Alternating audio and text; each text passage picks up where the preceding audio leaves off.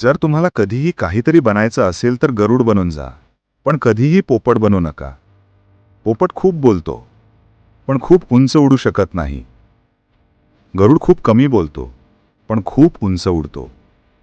आणि गरुड हा इतर पक्ष्यांचा राजा असतो. आज मी तुम्हाला गरुडाकडून प्रत्येक व्यक्तीने शिकावे अशा 5 गोष्टी सांगणार आहे.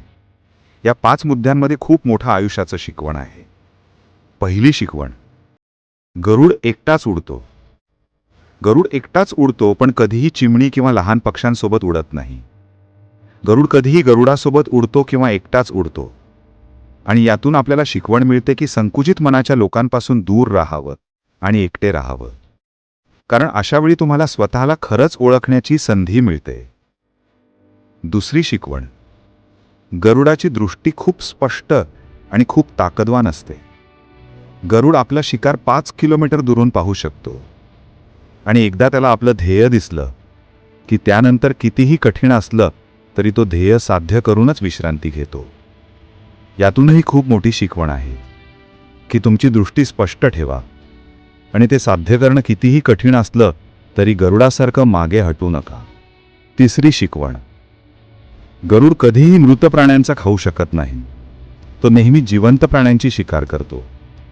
आणि यातून आपल्याला शिकवण मिळते की आपला भूतकाळ मृत आहे. त्यामुळे त्या मृत कुजलेल्या विचारांकडे लक्ष देऊ नका आणि येणाऱ्या नवीन आयुष्यावर लक्ष केंद्रित करा.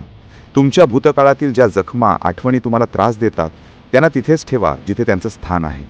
आणि तुमच्या भूतकाळाला त्याचं स्थान आहे, त्याला तुमच्या वर्तमानात स्थान देऊ नका. कारण एकदा तुमचा भूतकाळ तुमच्या वर्तमानात आला की तो तुम्हाला कधीही वर्तमानात राहू देणार नाही. तुमच्या भूतकाळात कितीही वाईट घडलं असलं तरी त्या सर्व विचारांची, आठवणींची मृत्यू झालेली आहे. आणि गरुडासारखा राहा जो कधीही मृत गोष्टी खात नाही.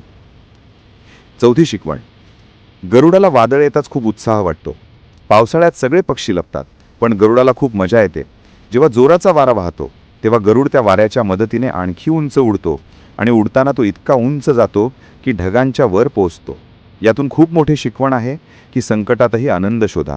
आणि नेपोलियन हिल यांनी एकदा म्हटलं होतं की प्रत्येक मोठ्या आव्हानासोबत एक मोठी संधी येते. त्यामुळे गरुडासारखं तुम्हीही तुमची संधी ओळखा आणि ज्या दिवशी तुम्ही त्या संधी ओळखल्या त्या दिवशी सगळी अडचणी तुमच्या खाली असतील आणि तुम्ही त्यांच्यावर असाल. पाचवी शिकवण, गरुड नेहमी आपल्या घरट्यातील मऊ गवत काढून टाकतो, जेणेकरून गरुडाच्या पिल्लांना घरट्यात आराम मिळणार नाही. कारण जर ते घरट्यात आरामात राहिले तर ते तिथेच राहायला आवडेल, पण गरुड हे कधीच होऊ देत नाही. गरुड हा पक्षी आहे तरीही त्याला माहिती आहे की आरामाच्या क्षेत्रात वाढ होत नाही. पण आपण मानव आहोत तरीही अनेक लोक हे समजत नाहीत. तुम्ही जितके जास्त आरामाच्या क्षेत्रात राहाल तितके भविष्यात तुमचं आयुष्य जास्त अस्वस्थ होईल.